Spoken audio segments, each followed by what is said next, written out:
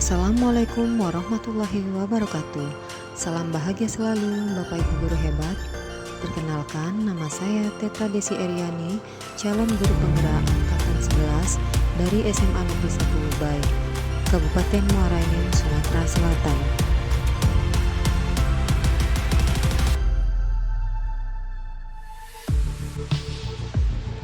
Kali ini saya akan memberikan kesimpulan dan refleksi koneksi antar materi pemikiran Ki Hajar Dewantara untuk melengkapi tugas modul 1.1J.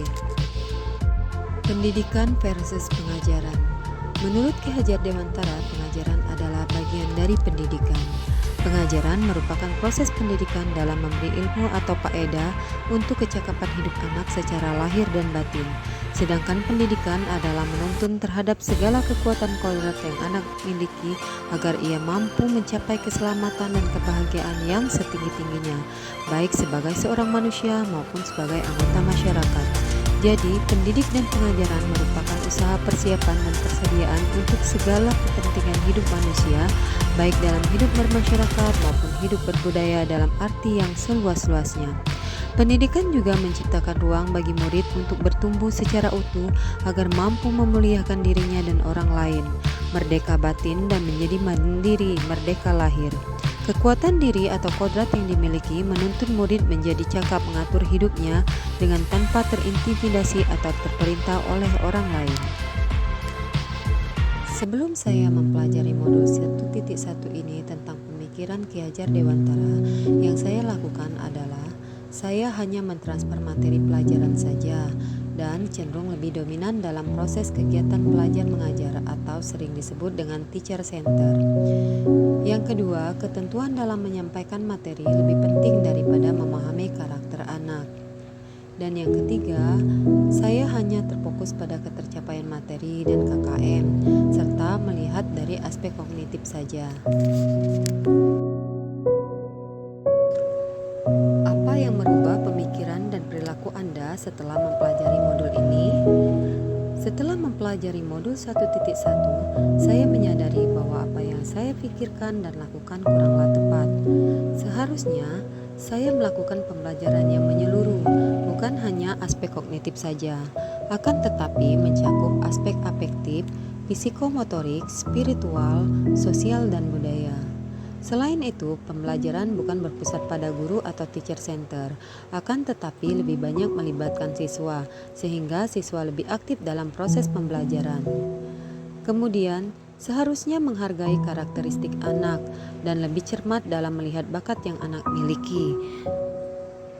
Saya tidak boleh fokus kepada kemampuan anak-anak tertentu saja, akan tetapi lebih menghargai setiap karakteristik anak lainnya, karena setiap anak mempunyai kodrat alam dan potensinya masing-masing. Selanjutnya, seharusnya saya memberikan kebebasan pada anak untuk menyelesaikan memerdekakan proses belajarnya agar kreativitasnya semakin berkembang, serta membuat pembelajaran yang lebih menarik agar siswa lebih termotivasi dalam belajar.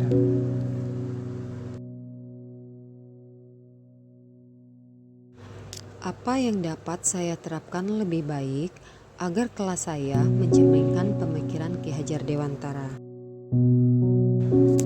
Yang dapat segera saya terapkan adalah, yang pertama, saya akan merancang pembelajaran yang menyenangkan dan interaktif yang melibatkan murid.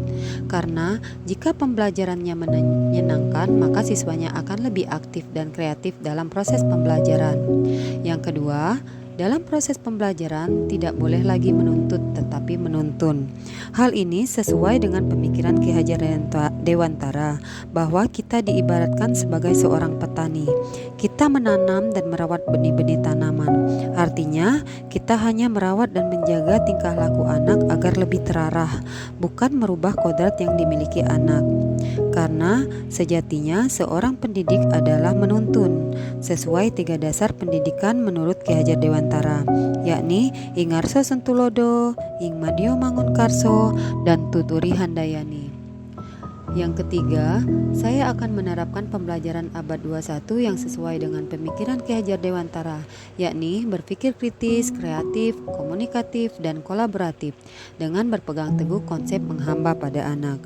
Dalam hal ini, pembelajaran seharusnya mengikuti perkembangan zaman agar pembelajarannya tidak tertinggal dan siswa akan lebih senang karena dalam penggunaan pembelajaran yang saya sajikan mengikuti perkembangan zaman dan teknologi.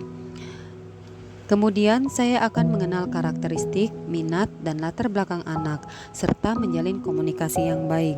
Hal ini sangat penting dilakukan karena setiap anak di salah satu rombel memiliki kemauan, memiliki karakteristik, minat, dan bakat latar belakang yang berbeda. Hal ini dapat dilakukan jika antara guru dan murid itu memiliki komunikasi yang baik.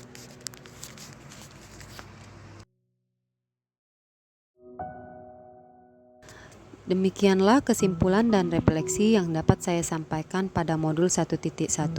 Semoga menginspirasi dan mari bergerak bersama. Akhir kata, salam semangat dan bahagia selalu Bapak Ibu guru hebat. Wassalamualaikum warahmatullahi wabarakatuh.